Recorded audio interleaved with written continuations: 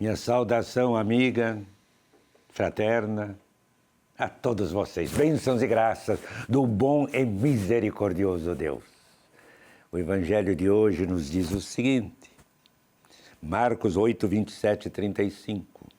Jesus saiu com seus discípulos para as aldeias de Cesareia de Filipe e pelo caminho perguntou-lhes: quem dizem os homens que eu sou?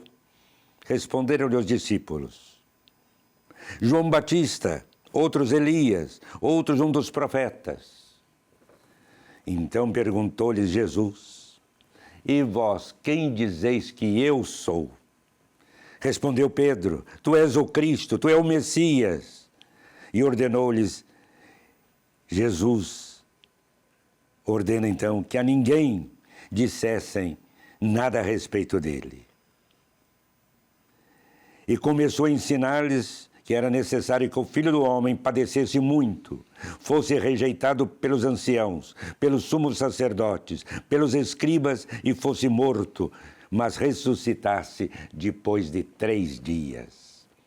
Falava-lhes abertamente dessas coisas. Pedro, tomando a palavra, começou a repreendê-lo. Mas voltando-se ele, olhou para os seus discípulos e repreendeu a Pedro: afasta-te de mim, Satanás, porque teus sentimentos não são os de Deus, mas os dos homens. Palavra da salvação. Aí está Jesus, caminhando com os apóstolos. Quanto tempo! Vendo eles, vendo seus milagres, suas palavras, sua mensagem de salvação, o Evangelho que é anunciado. E de repente, Jesus pergunta: que dizem os homens que eu sou? Isto é, de modo geral, as pessoas que veem Jesus passar, que veem as suas ações, os seus milagres, o que dizem eles? Vejam, uns que é João Batista, um dos profetas, enfim, dizem eles. Portanto, eles permanecem no nível, diríamos, humano. Humano. Ele é um grande homem.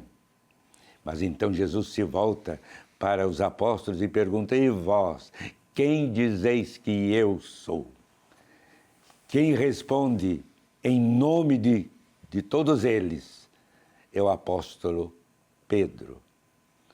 E vejam, não foi a carne nem o sangue que te revelou, mas meu Pai que está nos céus. Quando Pedro diz: tu és o Messias, o Filho do Deus vivo, profissão de fé. Aí vem no nosso interior essa outra dimensão tão bela. Sim, humanamente, vendo os milagres, vendo as palavras, vendo as conversões, dizemos: é um profeta. Mas agora, no nosso coração, assim como Pedro, que foi tocado intimamente pelo Senhor, que o converteu e que fez com que ele descobrisse as belezas e as grandezas de uma vida de comunhão com o Pai, Pedro responde que ele é o Messias, o Filho de Deus. Também nós. E aí, Jesus nos abençoa, como abençoou Pedro. E Pedro começou a proclamar, a anunciar Jesus. Mas Pedro repreende de repente Jesus, porque Jesus está dizendo que vai sofrer, que vai morrer na cruz. E Pedro fala: mas como? Ele tinha acabado de anunciar a grandeza de Jesus e agora ele fala isso? E Jesus repreende Pedro, porque Pedro ainda não tinha compreendido que Jesus aí estava para realizar o plano, o projeto de Deus, do Pai. E, portanto, ele iria passar pela morte, pelo sofrimento, para libertar a humanidade toda inteira do pecado. Ele era o Filho de Deus, sim, mas ele era também o Redentor, o Salvador da humanidade inteira. Por isso, vamos pedir que nós proclamemos Jesus, Filho de Deus, nosso Salvador, mas que reconheçamos que Ele é o nosso Redentor. No seu amor e no amor sem limites, deu a vida por nós, por você. E aí está Ele, tomando-nos nas suas mãos e nos elevando para permanecermos nesta comunhão com Ele e nele com o Pai Celestial.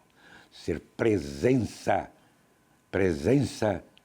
do Senhor, presença do amor de Deus, aonde quer que estejamos. Paz e bem.